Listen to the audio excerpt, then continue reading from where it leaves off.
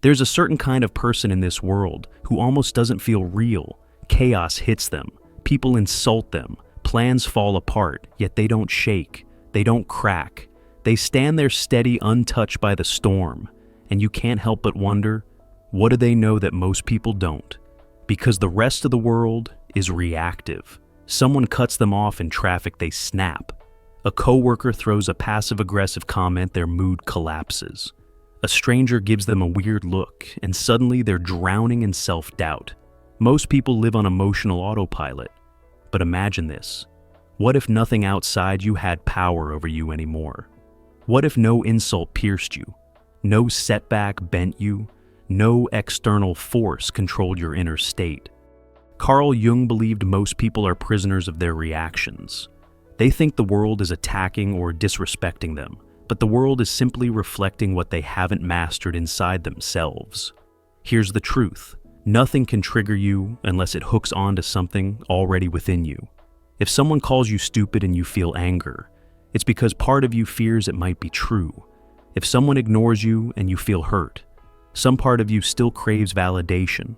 Two people can face the same situation and react completely differently. It was never the event. It was always the inner world interpreting it. This is the core of shadow work, making the unconscious conscious. Every irritation, frustration, and emotional spike is your psyche saying, look at this, integrate this. But most people don't. They avoid triggers, suppress emotions, and blame circumstances. Meanwhile, those who awaken realize a powerful truth. The outer world is a mirror. And once you understand that, you unlock the first level of freedom, mastering reality by mastering yourself. Here's the problem. Most people don't want this truth. Blaming the boss, the ex, or bad luck is easier than accepting they've been giving everything power over them. But those who look deeper find a new kind of freedom, not numbness, but untouchability. Let's talk about the illusion of control. Most people spend their lives trying to control what was never theirs. They want people to like them. They want outcomes to unfold exactly as imagined. And when things don't go their way, they suffer. But the only thing you truly control is your perception. The world outside is neutral. Two people can face the same breakup or failure. One sees devastation, the other transformation. The difference isn't the event, but the filter interpreting it. Jung said, until you make the unconscious conscious, it will direct your life, and you will call it fate. If you don't know the stories inside you about worth, success, or people, you'll react blindly, believing life is happening to you rather than through you. And here's the paradox.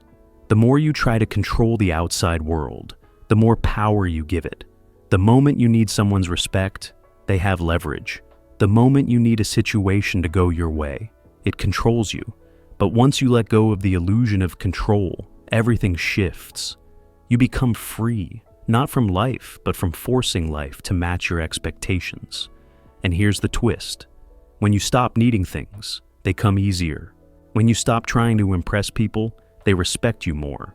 When you stop chasing success from desperation, opportunities appear naturally. Desperation repels love. Fear of failure creates sabotage. The need for control destroys it. So, the question becomes, are you reacting to life or choosing your perception? Let's explore what an untouchable mind looks like. Imagine someone shouts an insult at you on the street. Most people react instantly. Anger, defensiveness, hurt. But imagine instead, absolutely nothing. No reaction. Just the calm realization. This has nothing to do with me. Stoics understood this. Zen masters understood this. Jung understood this. Nothing external can disturb your peace unless you let it.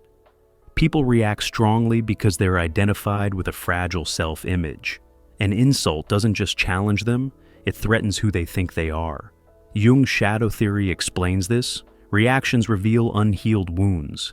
If you were fully at peace with yourself, someone calling you a failure would hit the same as someone calling you a refrigerator. It simply wouldn't land. Real power isn't silencing critics. It's mastering the inner world that interprets them. Emotional reactivity is a habit, a neural pattern, but you can rewire it. With awareness and reframing, the mind becomes less reactive. Insults lose impact. Failures lose meaning. Uncertainty loses its threat. You don't become numb, you become sovereign. People think they're reacting to the world, but they're really reacting to themselves. When someone insults you, the words don't hurt. The meaning you assign to them does. If your reflection frowned in a mirror, you wouldn't blame the mirror. But when life reflects your inner world, you blame the reflection. The root is attachment, identity built on validation and expected outcomes. When your identity is external, you're always at the mercy of the external. But what if you stopped playing the game? Detachment isn't being emotionless, it's being untouchable. It's realizing you are not your emotions. You are the awareness behind them. The storm rages, but the sky remains untouched. You are the sky. Mastery begins when you see you've never reacted to events, only to your interpretation. Two people can be bumped on the street. One gets angry, the other shrugs. The difference is perception. Triggers are invitations. If someone can manipulate your emotions, they're touching a part of you you haven't owned. Life is like a chessboard. Most people are pieces being moved. The master is the player, but true mastery is observing the entire game. Calm, aware, deliberate. Once you stop reacting, everything changes. People feel the shift. You stop chasing validation. People seek it from you. You stop reacting to negativity. It loses its grip. You stop being a puppet. You hold the strings. The key is real-time awareness. In every moment, you have two choices: react or observe. In that split second before the reaction rises, pause.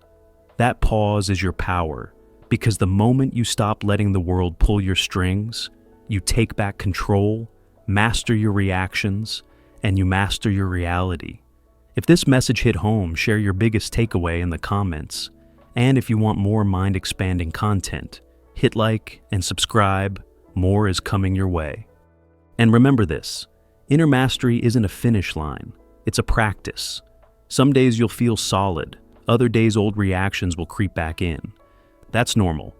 Growth isn't about perfection, it's about awareness. Every moment you choose presence over impulse, you strengthen the mind that can't be shaken. Keep watching yourself. Keep learning from your reactions. Bit by bit, you become the kind of person the world can't rattle, and life begins to feel lighter.